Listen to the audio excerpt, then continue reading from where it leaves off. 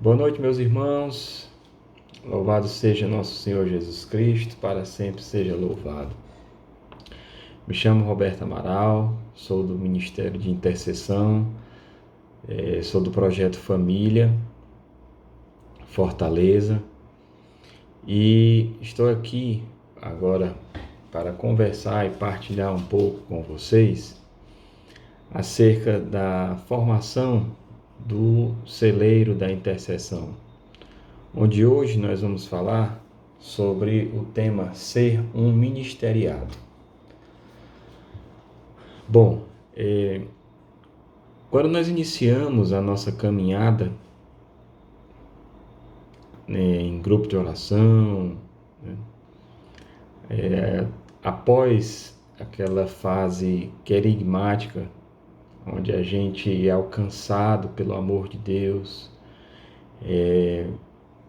somos tocados profundamente pela misericórdia de Deus, nós passamos a desenvolver em nosso coração, Deus ele derrama em nosso coração uma graça especial que eu costumo dizer que é a graça da gratidão. Ou seja, quando Deus escolhe um caminho para nós, no caso, para mim, escolheu trilhar o caminho da obra da comunidade Shalom, e através do grupo de oração, no grupo de oração, nós somos dirigidos por nossos pastores para um caminho espiritual, no qual a comunidade chama de caminho da paz.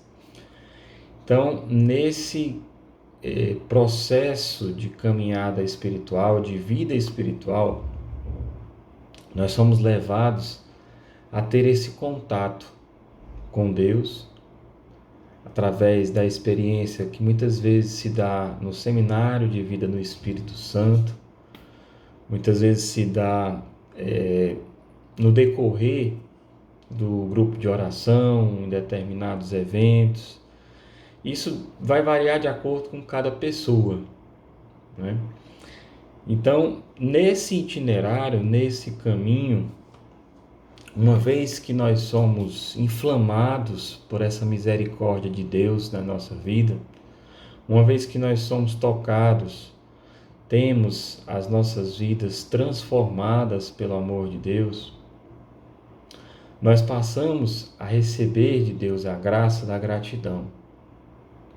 E essa graça da gratidão, ela vem de diversas formas, dependendo de cada pessoa. Então, nós como comunidade Shalom, mesmo fazendo parte da obra, nós somos chamados a um movimento contínuo de evangelização. É a evangelização que motivou o nosso fundador, Moisés, junto com aqueles que iniciaram a comunidade, a se colocar diante do Senhor, no sentido de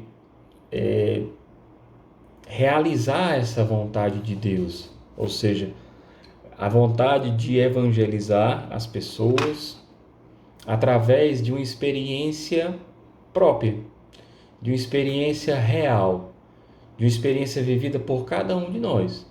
Então, nós somos chamados a ser testemunhas da experiência que um dia nós experimentamos. E essa vivência, essa experiência, ela em determinado momento da caminhada espiritual, ela precisa transbordar. Ou seja, nós precisamos parar de nos colocar somente na condição de ovelhas que estão participando do grupo de oração com a única finalidade de beber da graça, de resolver, de buscar a solução dos seus problemas familiares, financeiros, afetivos, né? De parar de se colocar nessa posição e em determinado momento, pela graça da gratidão, passarmos a evangelizar aquelas pessoas que não tiveram ainda essa experiência. E essa evangelização, ela parte de algo real, que é a nossa própria experiência. Eu costumo dizer que quando nós vamos comentar com alguma pessoa sobre um filme, para poder a gente contar como era aquele filme, o que é que acontecia naquele filme, é necessário a gente ter visto aquele filme. Muitas vezes, assistir aquele filme nos fez sentir determinadas sensações, sentimentos e emoções, como alegria, apreensão, choro, riso, que somente após termos vivido essa experiência de assistir esse filme é que nós podemos contar para alguém e transmitir aquilo que nos foi passado.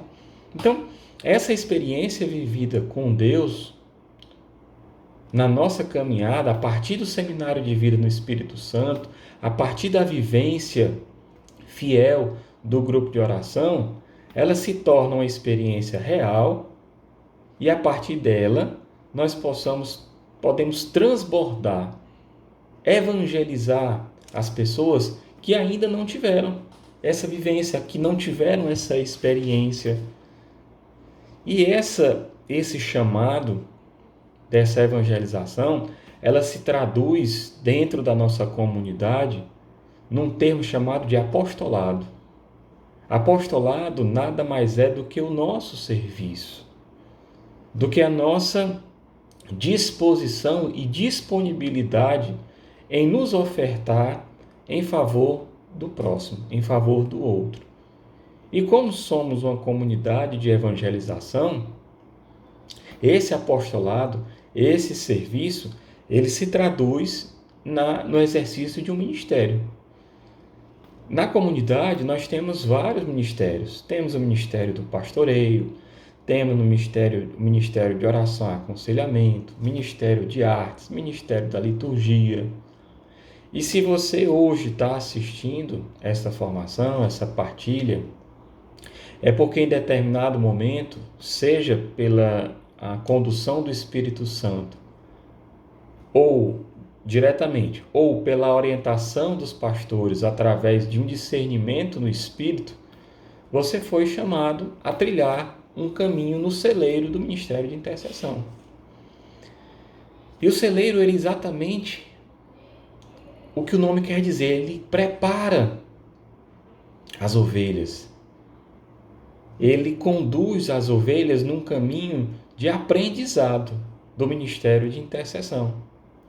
Isso não quer dizer que ao final desse período, desse caminho formativo, que é o celeiro da intercessão, você venha a ingressar no ministério. Pode ser que nesse caminho formativo de discernimento haja um direcionamento para outro ministério, onde você vai descobrir as particularidades, as realidades do ministério de intercessão. E a partir desse descobrimento, a partir dessa experiência, você vai se identificar ou não com o ministério. Eu participo do ministério com a minha esposa desde o ano de 2013. Então, estamos há 8 anos no Ministério de Intercessão e atualmente estou como núcleo da coordenação do Projeto Família do Ministério de Intercessão. E a partir dessa experiência que um dia eu vivi no grupo de oração, foi que a graça da gratidão, ela nos é colocada de uma maneira natural. Eu posso partilhar um pouco assim do meu testemunho de caminhada, porque durante o início da minha caminhada no grupo de oração, passei por determinados momentos, de determinadas experiências, em que a gratidão por ter tido um encontro pessoal com Cristo e ter me feito descobrir que existia a felicidade em pessoa, diferente daquela felicidade que eu procurava em outros locais, em outras pessoas, em outras situações. Então, essa descoberta de que a felicidade é uma pessoa, de que a felicidade ela vem da experiência com o ressuscitado que passou pela cruz, ela veio a transformar a minha vida em vários aspectos, transbordando em várias realidades, como no meu matrimônio, no meu trabalho, na minha paternidade. E ao contemplar essas transformações, ao contemplar essas obras que não eram minhas, eram obras que excediam a minha capacidade, excediam o meu conhecimento, excediam as minhas expectativas, foi infundido em mim uma gratidão que não existia para mim, como não existe para mim até hoje, nenhuma resposta senão o serviço. Então, o serviço ao reino de Deus, ou seja, o se engajar em um ministério, nada mais é do que uma resposta de gratidão a toda a obra de misericórdia que Deus realiza nas nossas vidas. Então você pode até colocar essa frase como um rema dessa partilha, dessa formação. Ou seja, a oferta ao serviço nada mais é do que uma resposta de gratidão por toda a obra de misericórdia de Deus que fez na minha vida, Roberto, e na vida de todos nós. Então, como não dizer sim a esse chamado? Como não dizer sim a esse clamor que o Senhor nos faz? De que forma o Senhor nos faz esse clamor? Quando nós experimentamos, através dessa experiência pessoal com Cristo, nós podemos ver que a humanidade ela padece e chora pela falta dessa experiência. E às vezes a gente se pergunta, Senhor, por que tu me elegeu? Diante de tantas milhares e milhões de pessoas no mundo, que muitas vezes vivem na paróquia, participam de movimentos eclesiásticos, mas por que tu me escolheu para viver essa caminhada, para ter essa experiência tão pessoal contigo? E a gente vê as pessoas que estão extramuros, as pessoas que vivem a realidade do dia a dia como se fossem pagãos, sofrendo, gemendo, tontos, desnorteados. Quando nós vemos essas pessoas que vivem essas realidades que um dia nós vivemos, um dia eu vivi assim, um dia eu vivi fora dos muros da igreja, um dia eu vivi desnorteado, um dia eu vivi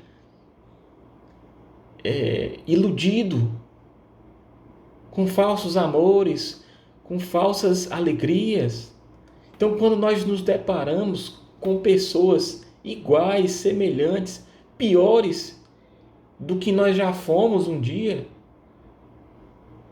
brota em nós esse dever, essa resposta, essa inclinação do coração ao serviço. É como se fosse algo mais forte do que eu. É como se fosse algo mais forte do que as nossas limitações, do que as nossas capacidades, do que o nosso entendimento. Então, esse brotar da gratidão, ele nos impulsiona, ele nos coloca em movimento em favor do serviço. E nós podemos desenvolver esse serviço através dos ministérios. Então, ser ministeriado, se engajar no ministério, escolher um ministério, se decidir por servir, nada mais é do que uma resposta de gratidão ao amor de Deus. Como não responder? Como dizer não a esse amor? Como dizer não a esse clamor das pessoas, que muitas vezes são pessoas próximas a nós, familiares, parentes, irmãos, colegas de trabalho. Como dizer não a essas pessoas que precisam do nosso testemunho, precisam da nossa oferta de vida, precisam do nosso serviço. Como dizer não, como reter isso, toda a graça derramada, toda a misericórdia infundida, toda a obra realizada, como reter isso só para nós? Para a nossa família, para os nossos filhos, para o nosso trabalho, para o nosso mundinho. Como fazer isso? Como reter? É como você pegar o sol e tentar colocar dentro de uma caixa de sapatos.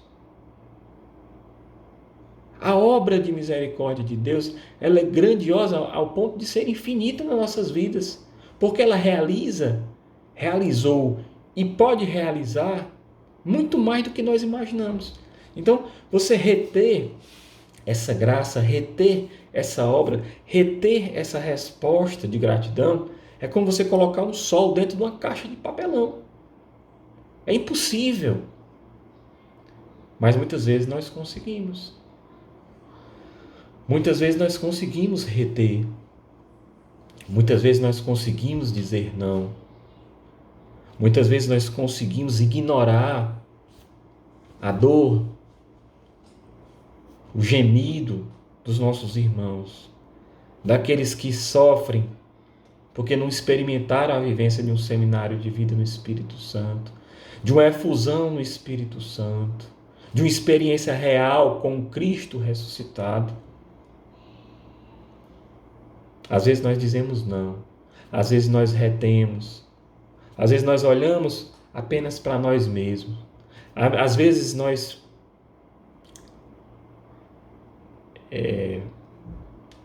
realizamos com Deus apenas um contrato, que é como se Ele estivesse ali apenas para nos servir. Senhor, me cura, cura minha família, ajeita a minha vida financeira, ordena o meu matrimônio, salva o meu esposo, ajuda a minha esposa, socorre os meus filhos, como se Deus estivesse ali só para nos dar. Nós invertemos a posição.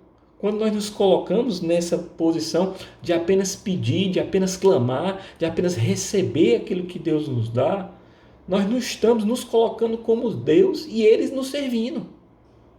Quando é o inverso.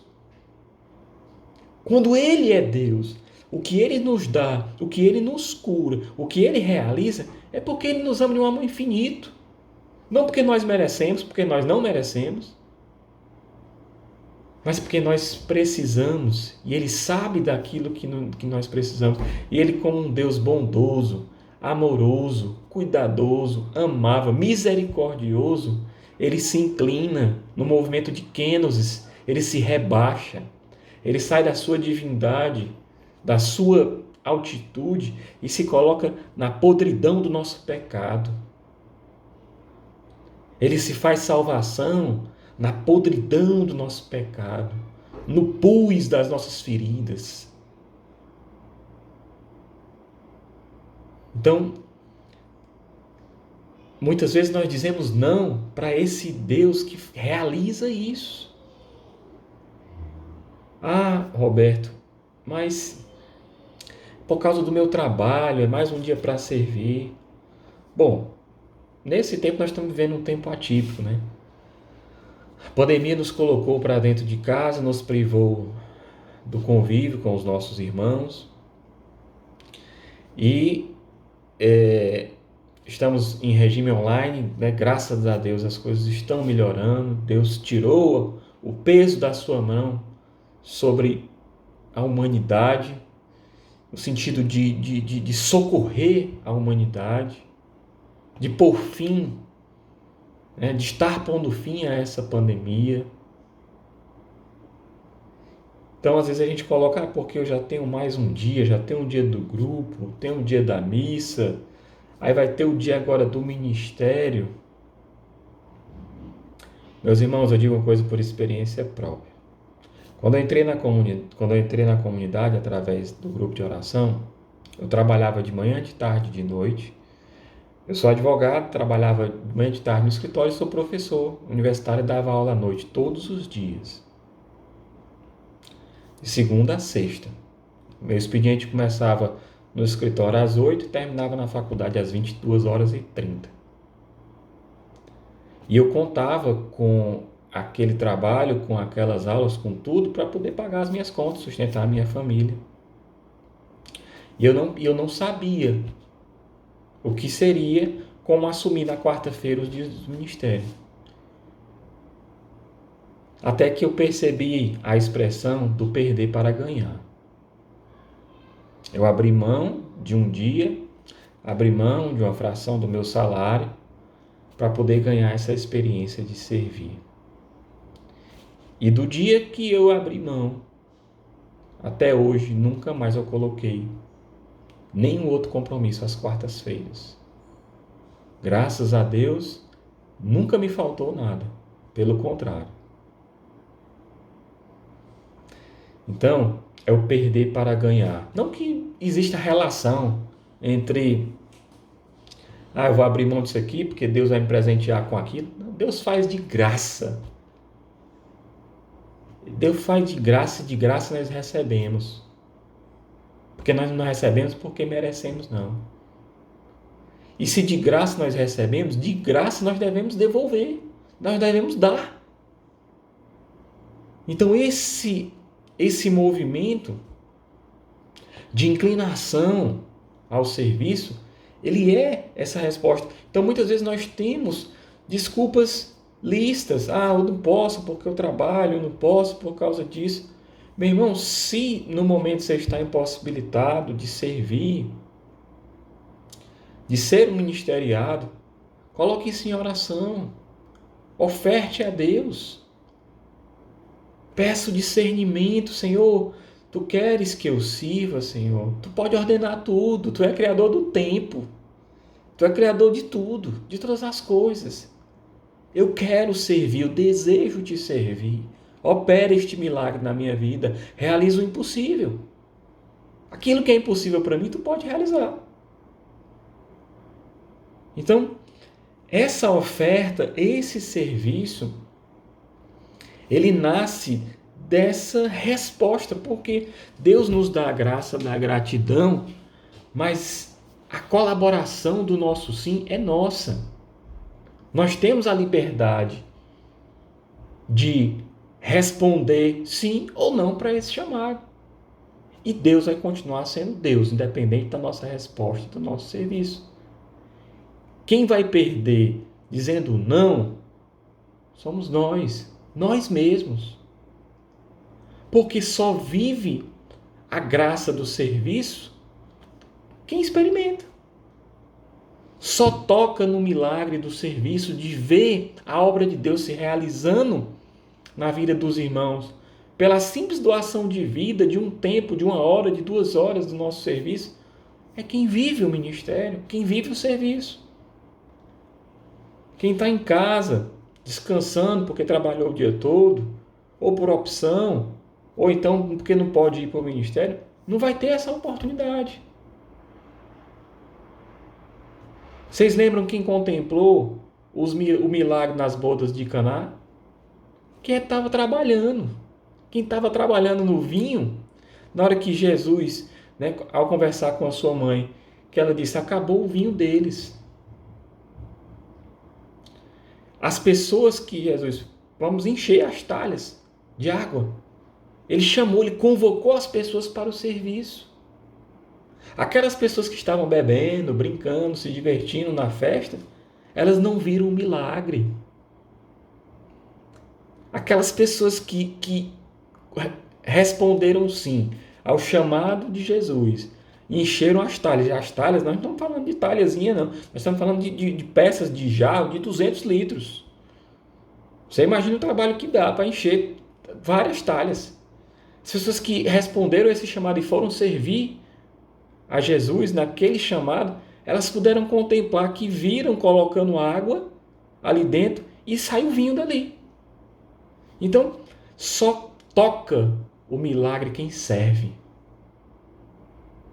Quem estava lá na festa não viu o milagre acontecer. bebeu do milagre, mas não tocou nele. Então, ser o ministeriado é exatamente essa resposta, essa inclinação que muitas vezes dói. Dói, meus irmãos, dói em mim, dói em vocês, dói em todo mundo. Por quê? Porque a nossa carne, ela clama por uma acomodação. Ela clama por um estado por uma zona de conforto. Ela clama por uma situação de repouso, de descanso. É a inclinação natural da carne. Quando, muitas vezes, né? Hoje mais não, mas no início do meu ministério de intercessão, às vezes eu comentava com a minha mãe, que ia servir na vigília, lá no Shalom da Paz, primeiro horário de 10 às 2, ou no segundo horário de 2 às 6 da manhã. Minha mãe achava que eu estava ficando maluco. Principalmente quando caía no dia da semana. Ela dizia, puxa vida, você vai trabalhar no outro dia, não vai dormir nada à noite. Que é isso? Para que isso? Que é... Ela ficava assim. E olha, minha mãe é católica, me levou para a igreja, mas ela não entendia. Por quê? Porque aquilo ali ultrapassa o nosso entendimento. Como Jesus mesmo falou, é loucura ao olhar dos homens. Mas quantas e quantas e quantas vezes, naquelas madrugadas de vigília, de me ofertar o meu sono, o meu cansaço, a companhia dos meus filhos, da minha família, que muitas vezes não tinha com quem meus filhos ficassem, aí minha esposa ficava e eu ia só para o serviço. E quantas noites diante do Santíssimo, clamando pela humanidade, clamando por alguma intenção específica. Quantos matrimônios foram poupados? Quantos jovens foram poupados das drogas, da violência? Quantos cristãos deixaram de ser perseguidos no mundo? Eu não sei, mas Deus sabe. Pelo meu serviço? Não. Porque eu me coloquei à disposição. Mas na economia da salvação, eu decidi fazer parte dela. Por amor a Cristo, por amor aos meus irmãos, aqueles que eu não conheço, que sofrem com as realidades do pecado. Então, eu queria ler aqui com vocês uma passagem de Lucas, o Evangelho de Lucas, o capítulo 9, versículos 57 a 61. A nossa partilha, ela vai se basear basicamente nessa passagem, porque ela reflete a realidade que nós vivemos ao receber esse chamado. Enquanto caminhavam, um homem lhe disse: Senhor, te seguirei para onde quer que vás. Esse foi o primeiro homem. Jesus replicou-lhe: As raposas têm covas e as aves do céu ninhos, mas o Filho do Homem não tem onde reclinar a cabeça. Ao outro disse Jesus: Segue-me. Mas ele pediu: Senhor, permite-me ir primeiro enterrar meu pai. Mas Jesus disse-lhe: Deixa que os mortos enterrem seus mortos. Tu, porém, vai e anuncia o reino de Deus. Um outro ainda lhe falou: Senhor, te seguirei, que é o terceiro. Mas permite primeiro que eu me despeça dos que estão em casa. Mas Jesus disse-lhe: Aquele que põe a mão no arado e olha para trás não é apto para o reino de Deus. Palavra da salvação. Graças a Deus. Então aqui, primeiro caso, primeiro homem, ele se coloca. Vocês veem que Jesus não tinha chamado ele mesmo se coloca: Senhor, eu vou te seguir, te seguirei para onde tu vás. E Jesus que olha o nosso coração, ele disse a verdade que o homem precisava ouvir. As raposas têm covas e as aves do céu têm ninhos, mas o Filho do Homem não tem onde reclinar a cabeça. Então ele já diz, olha, se você quiser me seguir, você vai ter que viver o que eu vivo, vai ter que passar o que eu passo. Essa foi a primeira revelação. Ao segundo, aí sim, Jesus já chamou. Ele chama, segue-me. E aí ele coloca uma razão lícita. Ele tinha perdido o pai. Senhor, permite-me primeiro ir enterrar meu pai. Uma razão lícita. Como nós colocamos no dia a dia. Colocamos razões lícitas que eu não posso, eu estou cansado, estou trabalhando, ou então eu tenho que preparar isso, eu tenho que fazer isso ou aquilo, ou então não tenho que deixar meu filho, ou então várias realidades lícitas. E Jesus responde de uma maneira até que pode escandalizar aquela pessoa que ouve. Poxa, mas Jesus foi muito duro. Aquele homem estava em luto, estava sofrendo com a morte do pai. Aí Jesus diz, deixa que os mortos enterrem os mortos. Tu, porém, vai e anuncia o reino de Deus. Ali Jesus não está pedindo para ele menosprezar o luto, o que ele estava passando ali com a perda do pai. Mas ele está colocando para aquela pessoa qual é a tua primazia. Qual é a tua primazia? É como se dissesse, talvez ele conhecesse o coração daquela pessoa, daquele homem, e visse que aquilo ali era uma desculpa. Então, ou seja, será que ele disse, existe algo maior? Existe uma pessoa maior que tu pode servir do que a mim? E o terceiro, ele diz, Jesus nem o chamou, ele mesmo se coloca, Senhor, eu te seguirei. Aí já coloca o quê? Mas, aí já coloca uma condição. Mas, permite que eu me despeça dos que estão em casa. E aqui o Senhor fala, aquele que põe a mão no arado, no serviço, e olha para trás, ele não vai conseguir seguir ao Senhor. Foi assim com a mulher de Ló, que virou uma estátua de sal. Então, ou seja, o que é que Jesus está querendo dizer? Aquele que se coloca em serviço, mas que não olha para Cristo, olha para outras pessoas, outro lado, outras situações, outros propósitos, não é digno de seguir a Jesus. Não conseguirá. Ele pode até se propor, como esse terceiro se propôs, ele nem esperou o convite. Ele se propôs, eu quero te seguir, mas deixa que eu me despeça daqueles que estão em casa.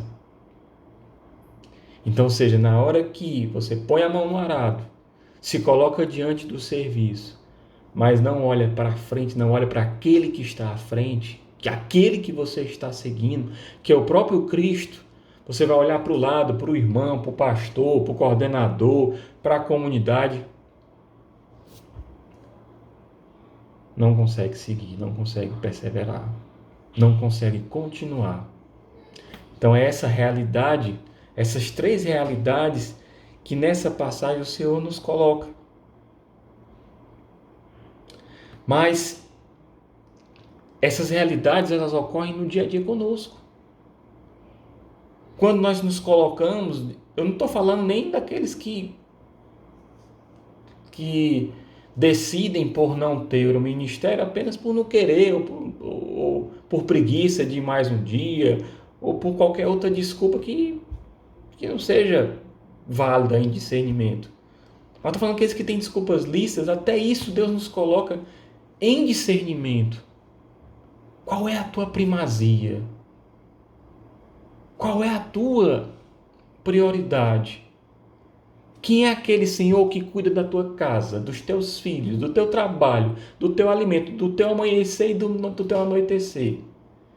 Meus amigos, nós nesse tempo de pandemia, uma coisa que nós conseguimos aprender ao ter contato com a morte, tantas pessoas morreram, tantas pessoas se foram, a insegurança dessa doença terrível, foi que nós aprendemos que nós somos mortais. Foi nós aprendermos que nós estamos sob a graça e a providência de Deus todos os dias. Do momento em que Ele sopra as nossas narinas com o sopro da vida, até o momento que Ele decide tirar. Então, às vezes, nós nos colocamos em realidades materiais que nos prendem, nos fazem olhar para todos os lados, menos para frente, onde está aquele que nós estamos seguindo. Então, para finalizar, no Evangelho de João, quando Jesus aparece diante dos apóstolos, e essa passagem, João 20, 19 e 22, é um dos fundamentos do nosso carisma, Shalom. Quando ele se coloca, quando ele se põe no meio deles e se revela, ou seja, ele diz: Shalom, a paz esteja com vocês, assim como Deus soprou sobre mim, eu sopro sobre vocês, a paz de Deus.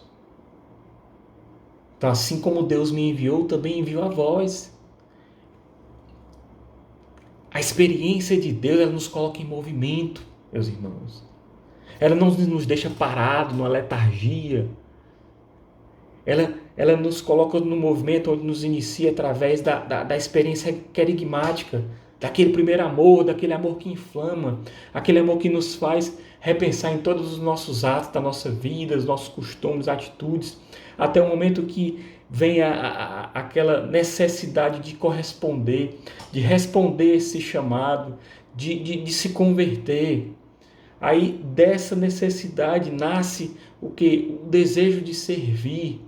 E o desejo de servir, ele já nasce como um envio, onde nós somos enviados. Quando nós aderimos ao chamado ao serviço, nós somos enviados em Cristo. É Ele que nos unge. Não é apenas o pastor, o coordenador que vai nos ungir. É o próprio Cristo que derrama sobre nós a sua bênção e diz: eu envio a vós como eu fui enviado. Então, meus irmãos, ser ministeriado é essa resposta de gratidão e de amor.